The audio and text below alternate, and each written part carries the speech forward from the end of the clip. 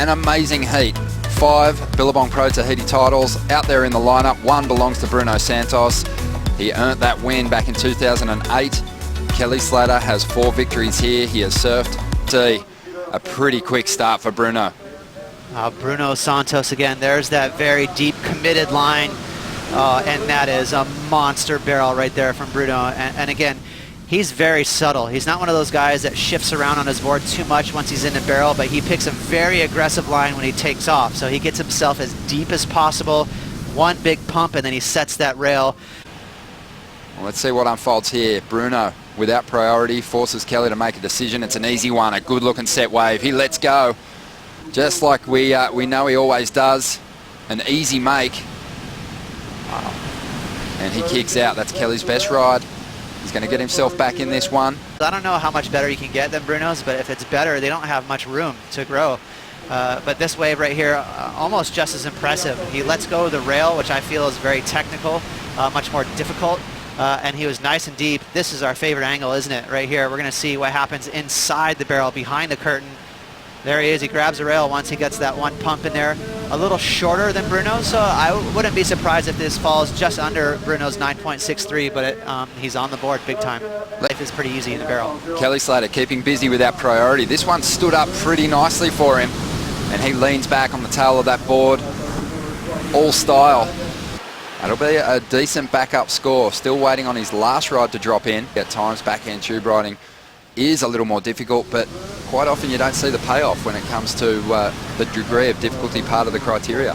And that's a general statement. You know, I mean, for professional surfers, I think they nowadays they enjoy backhand tube riding more, and the reason for that is they have the luxury of really slowing down. So you get that late drop. You can use all your body parts to slow down. It looks more dramatic. It's actually more fun. Put 4 fins in, so quad, and definitely felt like it helped. Going into semi-final number 1, you're going to be facing either Kelly Slater or Bruno Santos. Can you give me your assessment of each of those surfers? Oh, look, they're both amazing surfers. You know, Bruno. He did all the work, but then just a little cupped out inside section caused him to pearl. Wow, this is incredible. So scores starting to trickle through, and Kelly barely did not take care of business there. Just coming out of that barrel, he poked, he pearled. Right there, nice and deep. Look at that, even wrangling with the foam ball. And then he got a little greedy right here, pulling in for seconds. There's an extension, and there's that below sea level suck out. Again, just technically so brilliant. As we see Bruno very late. And that was potentially a 10-point ride if the thing opened up. Gabriel Medina, who was featured in the past 2 finals for 1 victory. Here goes Bruno Santos with that priority, chasing just a 4.97 to get back into the lead after a remarkable start. A 9.63 on his first wave. Eventually turned things around and had a perfect heat. I think one thing that's unique with Kelly pretty much in this event so far over everyone else is he's been getting really big scores. He almost got another one with that 3.5 on small waves. He's just doing that Houdini act where he's getting... He's looking to drop a 5.33 to move further ahead of the Brazilian. He's got a good-looking wall here, Slater.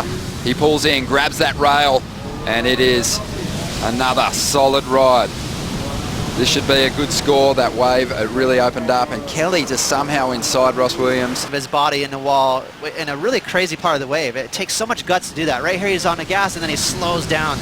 So he stuck his rear end in the face of the wave to slow down to maximize just maybe another second in the barrel. We're going to get a really good look right here. Now again, watch the stall effort right here. He's going to grab. Now he shoves his butt right there and his front knee up against the face of the wave and slows down. Now he's wrangling with the foam ball. And that's really the difference between him and Bruno. Bruno, to fetch such a high score, he's going to have to take off deep and get a big pump. But for Kelly, he can take off in the middle and adjust his speed accordingly. A spectacular ride. He has already had 3 10-point waves in this contest. 2 of them coming in his last heat against Keanu Asing in the 5th round. There is 13 minutes to go, and Slater throws his hands up. He's blowing his own mind, and he's blowing the mind of the judges. Another 10-point ride for Slater. 9.9, but that is dropped. Come out over the ball and then into that closeout section. Here he is again, now finding rhythm, having fun. Kelly Slater is here to play, boys. Big time. Just under 11 minutes to go, and Slater still has plenty of time to put away. Trying to get back into title contention last year. Hit a shocking start. Was 19th at Jeffries. Ended up being in title contention in the final event. Slater up once again, deep in the barrel, playing with that foam ball, and he just gets clipped on the exit. There wasn't much of an opening there, but Slater gave himself a very good chance. With their tube riding in particular, can you remember a time where Kelly wasn't the best barrel rider on the planet? I don't know. Right out of the gates, you know, when he won his first Pipe Masters, what was he? I believe he was 18, maybe 19 years old, and he got that really heavy, crazy, thick barrel at Pipe. It looked a lot like Chopo, ironically. He hushed all the critics right away because Kelly was known as the next phenom. And then all of a sudden he said, oh, you know, everyone said, well, I guess he's a great barrel rider too, and he's brave. Champion potentially, but he learned quickly. Okay, just over 6 minutes to go. Santos gets his opportunity. He's chasing a big number, a 9.65. A good cover up.